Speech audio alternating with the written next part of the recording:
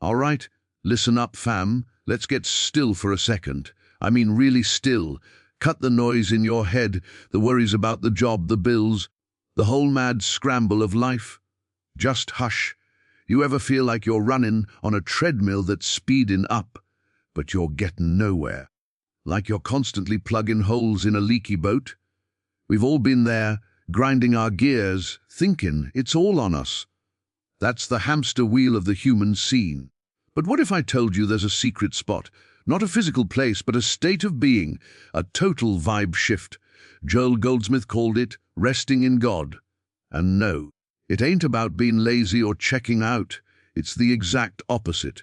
It's about getting out of your own way so the universe, the divine presence, the real deal, can move through you for you.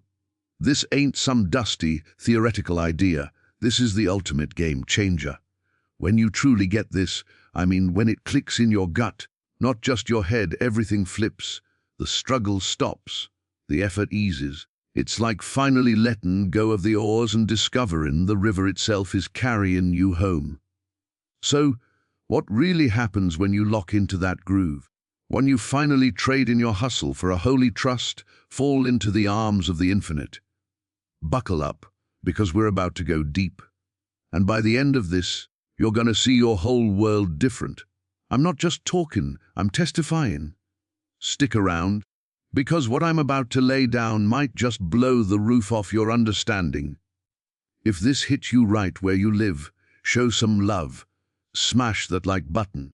Drop a 333 in the comments if this resonance is your new frequency, and subscribe so you don't miss what comes next. This is just the beginning. Good. So let's crack open that first game changer. Ditch the self, help hustle. As I know what you're thinking, we've all bought the lie. The whole culture screams it at us. You gotta grind harder, manifest smarter, visualize louder, affirm until you're blue in the face. It's all about your willpower, your vision board. What your 10-step plan to conquer the universe? It's exhausting, and deep down you know it. Because even when you win, that way there's this whisper of emptiness, a sense that you're just building a taller ladder to lean against the wrong wall. See, Joel cuts right through that noise. He calls it out for what it is. Just a more polished, spiritualized form of human striving. It's you, the little you. You think you are, trying to muscle the infinite into a corner and make it cough up your shopping list. You're still in the driver's seat, white, knuckling the wheel, convinced the entire trip depends on your perfect navigation. That's not resting in God. That's spiritual exhaustion in a fancy wrapper. It's you trying to play God instead of letting God be God in you. Resting isn't about perfecting your technique to get a better result. It's the radical, almost scandalous realization that the presence within you already is the fulfillment, the peace you're seeking. It's the very fabric of your being when you stop churning. The supply you're chasing, it's the natural flow of that presence expressing itself as your life. When you quit blocking it with your frantic how-to schemes, the healing you're praying for. It's the harmony of your true nature reasserting itself once you cease the mental interference. Think of it like this. You're in a dark room, frantically trying to screw in a light bulb, fumbling with the ladder, the wiring swearing under your breath. Resting is the sudden, quiet realization that there's a master switch on the wall. You don't make the light, you just stop blocking it. You flip the switch of surrender, of inner consent, while the room is flooded with a light that was always available. All that effort was just you in the dark, complicating what is essentially simple. This is the foundation. Until you see the utter futility, the absolute arrogance of the self-help hustle, the belief that your personal sense of I can engineer wholeness, you'll never truly rest. You'll just be taking a more sophisticated nap between bouts of striving. To rest in God is to let that personal bossy managing I recede into the background. It's to stop being the general contractor of your own salvation and become the living space where the divine does its perfect work. It's admitting, okay, I've run this show my way and it's a hit or miss drama at best. I'm done directing. I'm here to witness what you would do through this life. That's the death of the hustle, and it's the only beginning that matters. Now, that might sound like I'm telling you to kick back and become a spiritual couch potato. That's the biggest misunderstanding, and it's why so many folks here rest and think it means checking out, becoming passive, or just waiting for manna to fall from heaven while you binge watch life. Nothing could be further from the truth. What we're talking about is the exact opposite. This isn't checking out. It's tuning in, guys. Think of the static on an old radio. That frantic hustle, that mental chatter, that worry about outcomes, that's all static. It's a distortion, or noise that drowns out the signal. When you check out, you just turn the radio off, you go numb, you disengage. That's not peace, that's avoidance. Tuning in is the active, alert, and supremely attentive act of turning the dial through the static until you hit the clear, strong, uninterrupted frequency. You're not leaving the room, you're finally coming into the room and really listening for the first time. Resting in God is that state of perfect, acute tuning. It's an inward stillness so profound that it becomes a potent activity. It's you, the individual instrument, consciously aligning yourself to be played by the musician. You're not passive, you're receptive. And there's a universe of difference. Passivity is dull. Receptivity is vibrant, alive, humming with expectation. It's getting your personal sense of self with all its opinions and plans out of the way so that a higher intelligence, a boundless wisdom, can come through. You are not checking out of the situation. You are checking in to the presence that is already within the situation, waiting to be recognized. This tuning in happens in the quiet, not the quiet of an empty house, but the quiet of a mind that has paused its own commentary. It's in that silent space between your own thoughts that the still, small voice isn't small at all. It becomes a clear directive, an intuitive nudge, a spontaneous knowing. The answer to a problem you've been wrestling with suddenly appears, not because you forced it, but because you finally created the inner space for it to land. A creative idea you've been chasing dawns on you, whole and complete, because you stopped chasing and started listening. A surge of compassion for someone who irritated you flows up from a place deeper than your personal reactions. You see, the human scene wants you to believe that power is in the push, that control is the answer. But real spiritual power is in the pull, the magnetic pull of an attuned consciousness drawing forth the harmony inherent in any situation. You tune in to the reality of God's allness, and from that tuned-in state, right action emerges effortlessly. It's not you deciding what to do next from a place of fear or lack.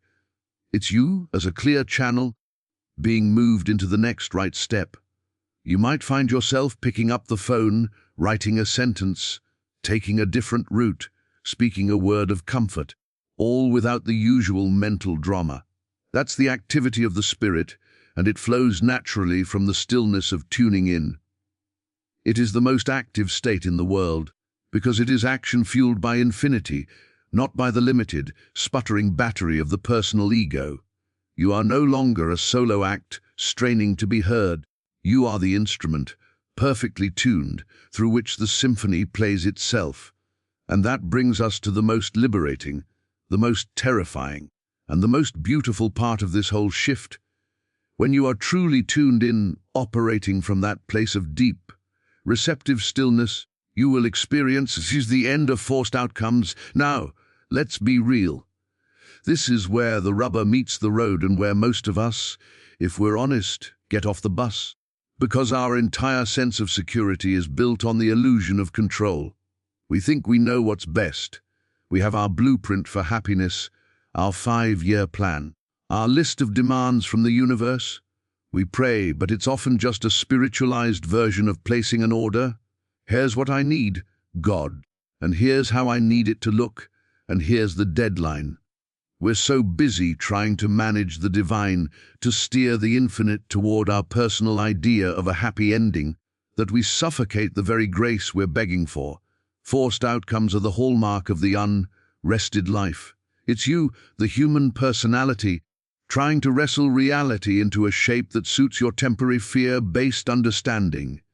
It's exhausting.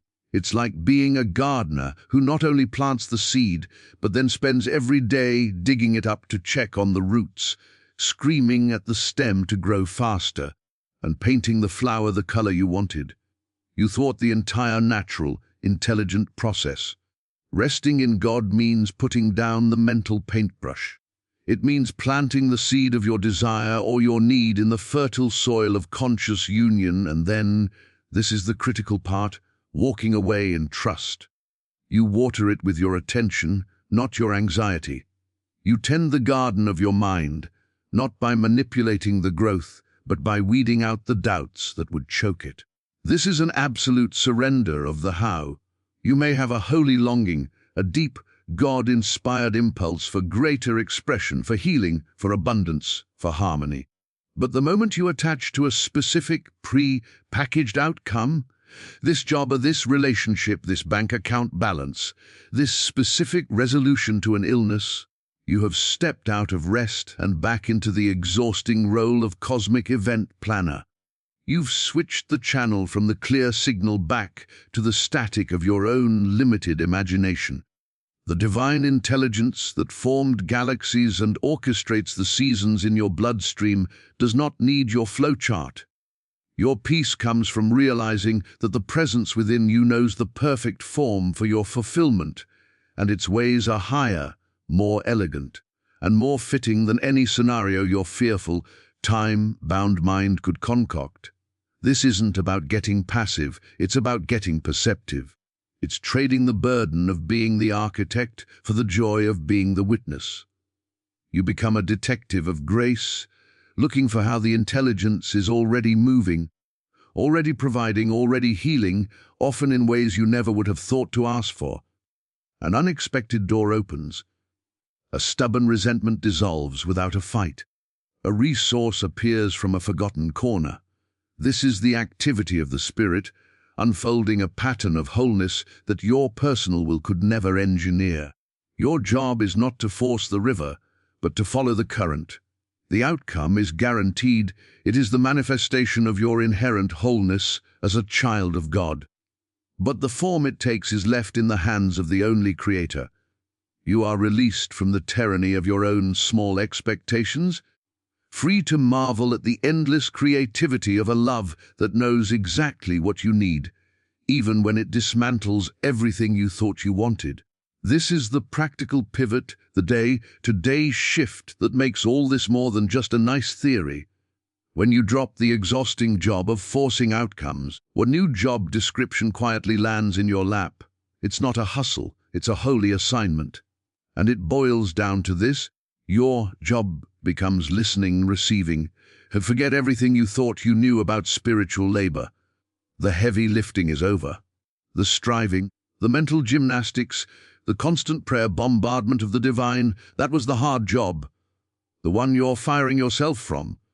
This new role is deceptively simple, yet it demands a radical retraining of your entire being.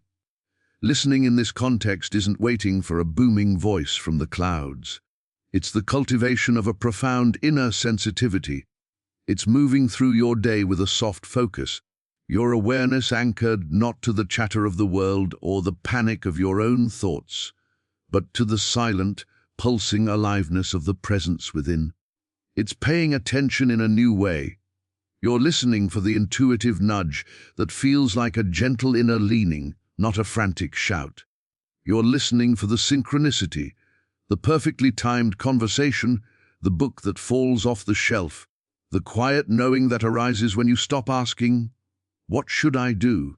and instead become still enough to hear the first note of the next right step. This listening is an active prayer. It's you saying, "I am here, I am attentive, speak, Lord, for your servant is listening," and then having the discipline to actually be quiet long enough to perceive the reply, and receiving. This is where the ego often throws a fit. We're conditioned to earn, to deserve, to qualify.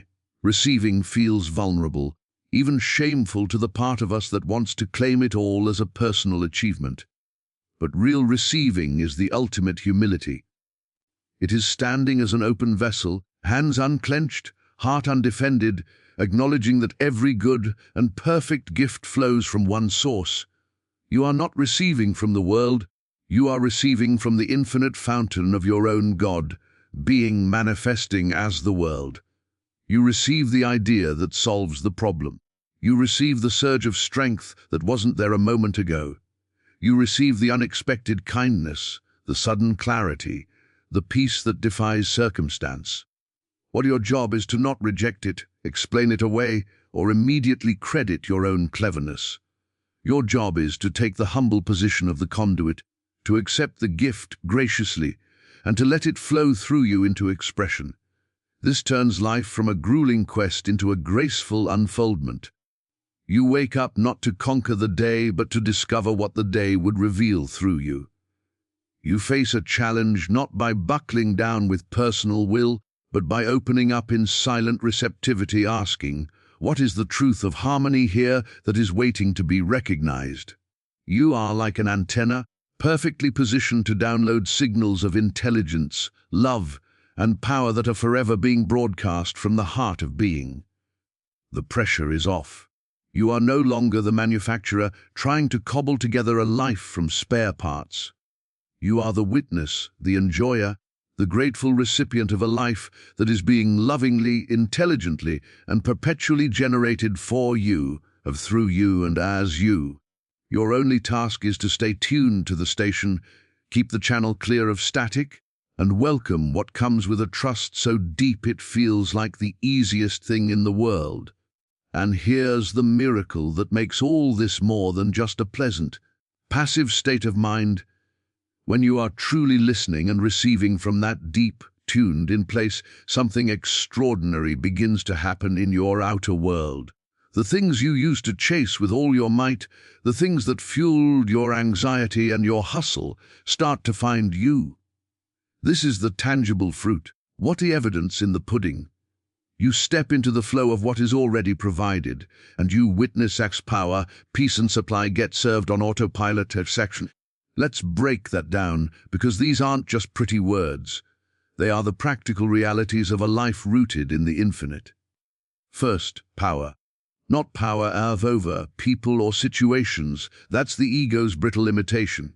This is a quiet, unshakable authority that comes from knowing you are not alone in the ring. It's the end of feeling personally overwhelmed because the burden is no longer yours to carry alone. It's the power of right action, arriving as intuition, not as frantic calculation.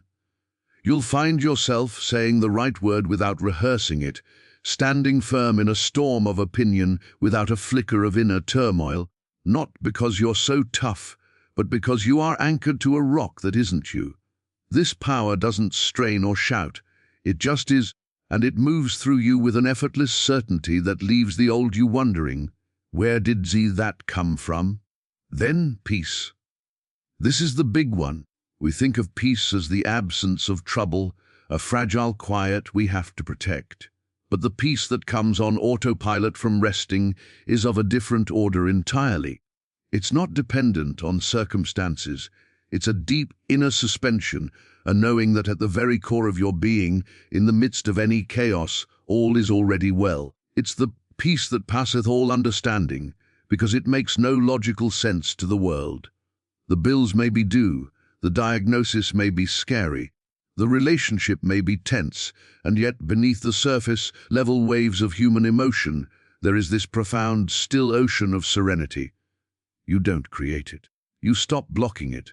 You tune into it, and from that peace, every situation is met not with panic, but with a clarity that knows the next step without knowing the whole staircase. Finally, supply. We've made it so small, just money, stuff, resources. But supply in the spiritual sense is everything required for your complete expression as a spiritual idea. It's the right idea at the right time. It's the healing presence for a friend in need. It's the unexpected opportunity, the timely connection, the creative inspiration. And yes, it includes the dollars and cents. When you are functioning as a listener and a receiver, You are aligned with the source that is the origin of all form. You are no longer a beggar at the door of life, hoping for scraps. You are a child at the table of the Father, where every need is met before it can even fully arise as a fear. You stop seeing supply as something you go out and get, and you start recognizing it as something that is forever flowing from the center of your own God. Consciousness too, the circumference of your human experience. Doors open, not because you beat them down, but because your very presence, now aligned with the allness, attracts the forms of goodness that match your state of being. You are served, not by your own cunning, but by the invisible, intelligent law of the universe itself, which operates on autopilot for those who are tuned to its frequency. The struggle for security ends, replaced by the awe of watching provision arrive, often in the most surprising and elegant of ways.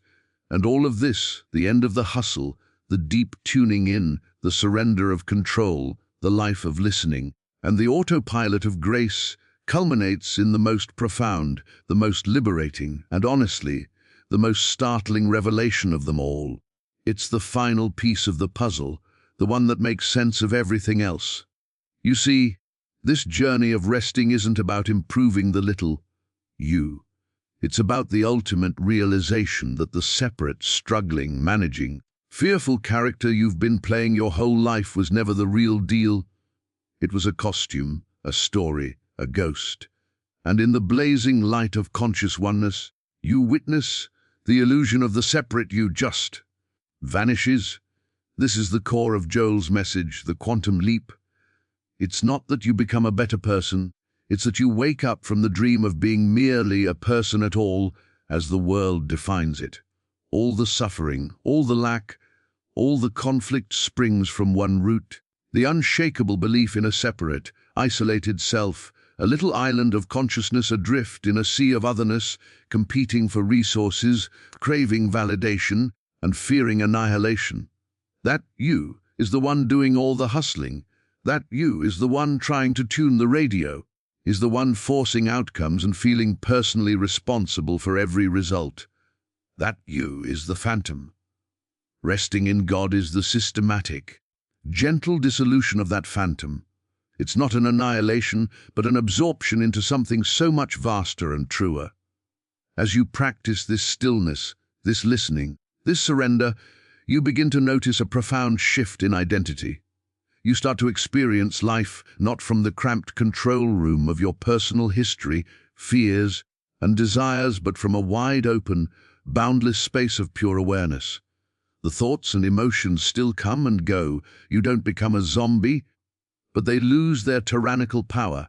You see them as clouds passing through the sky of your true being, not as the sky itself. You are the awareness that watches the thought of fear, not the fear itself.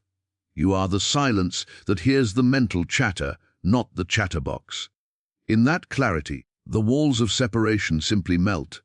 The sense of a gap between you and God evaporates. You realize that the presence you've been trying to reach, tune into, and rest in is not out there or even in here as a separate resident. It is the very substance of your own awareness. I and the Father are one, ceases to be a theological statement and becomes your lived, breathing reality. The you that you thought was doing this spiritual work is seen as a wave realizing it is the ocean. The struggle for peace, power, and supply instantly becomes absurd. How can a wave lack water? How can a sunbeam struggle for light? How can what is already whole, already complete, already infinite, strive for anything? This vanishing act is the greatest freedom imaginable. The personal sense of self, with all its fragile pride and bottomless insecurity, steps aside. What remains is not a void but a fullness. It is the I am before an adjective is added. I am poor. I am sick. I am successful. I am afraid. Strip all that away, and what's left is just I am. And in that pure I am you are home. You are resting, not because you found a comfortable spot in God, but because you discovered there is no spot where God is not, and no you apart from that. The seeker disappears in the finding. The prayer dissolves in the answered. The journey ends at the place where it began, but now you know it for the first time. All that's left is the infinite, loving, intelligent presence, expressing, experiencing, and being itself as all that is,